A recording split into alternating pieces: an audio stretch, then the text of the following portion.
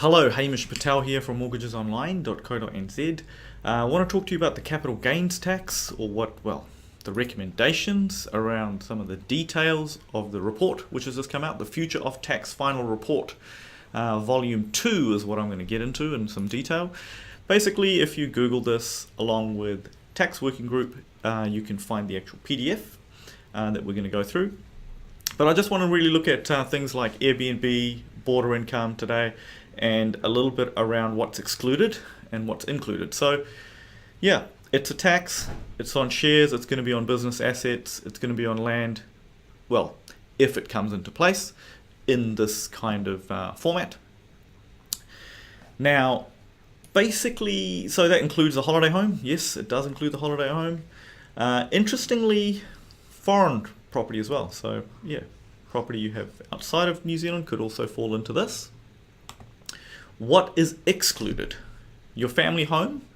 Doesn't necessarily mean you have to be living in there. It could be what you consider your family home. It could be one that you have your assets predominantly in. But effectively, it's this test is based on the test used in the Electoral Act 1993. So, can you have more than one family home if you are a couple?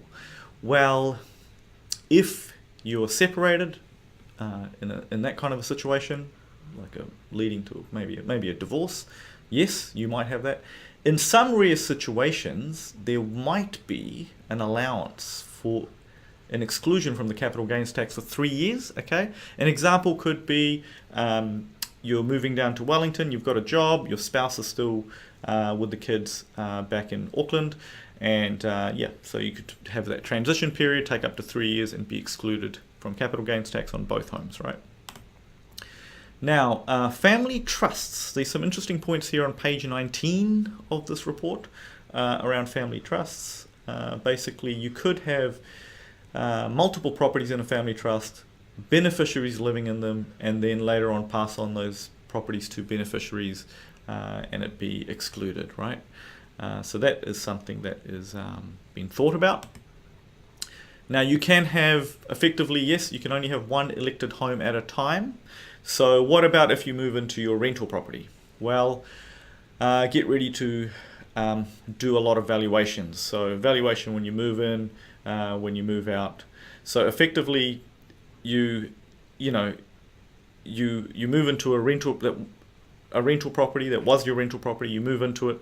From the time you move in to for the time you reside in there, you do a valuation at the start, at the end. That would be excluded most likely from this capital gains tax, right? Now, home office, Airbnb. Interesting. This is interesting because a lot of small business owners I know actually do claim home office expenses. So you claim a portion of your mortgage interest, say, as a deductible expense. You may have to pay capital gains tax on that portion of the gain as well. So kind of scary thought. Airbnb, same thing with Airbnb. Okay, same thing with borders and flatmates. So if you live in one bedroom and most of it's occupied by Airbnb or flatmates, you might be subject to 100% capital gains tax. So you really got to look at whether you want to deduct expenses, and it's around deducting expenses. So you could have people living in your home, you're getting rent or board coming in, you're paying tax on it, but you've got expenses, rates, insurances, and you decide to pay full tax on the income but not claim any of the expenses, then you might be okay.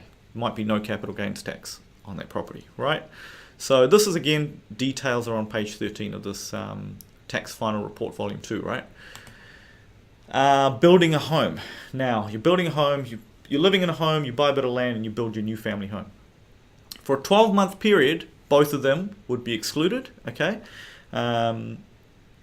Outside of that, you might be in for capital gains tax. 12 months, I think, is a little bit tight for certain councils in New Zealand, okay?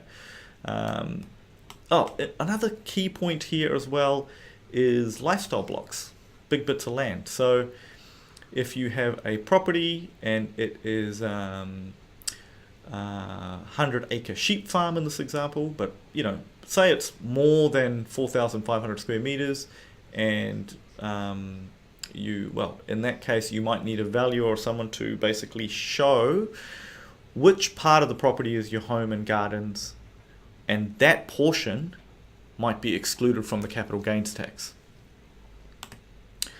Okay, what else is excluded? Right. Fine art, collectibles, jewelry, vintage cars, classic cars. I must talk to my wife about this exclusion for classic cars, actually. But yeah, maybe we'll see a big market for those things. Rollover treatment. So under certain events, life events, death, gifting, separation, there may be some exclusions, okay, from the time that the rollover happens. So your parents, you inherit the property from your parents. No tax payable, potentially, but from the time you get it, you put it on rent. From there on, you do a valuation at that point. From there on, any gain could be subject to, probably would be subject to capital gains tax. Now, interestingly, there is some talk or thinking around having a slight exclusion for businesses trying to expand. So let's say you have a business and you sell your premises, but for a bigger premises, then of course it would be sad if the premises you sold, the government took 30% of it. I mean, it would just become that much harder to expand.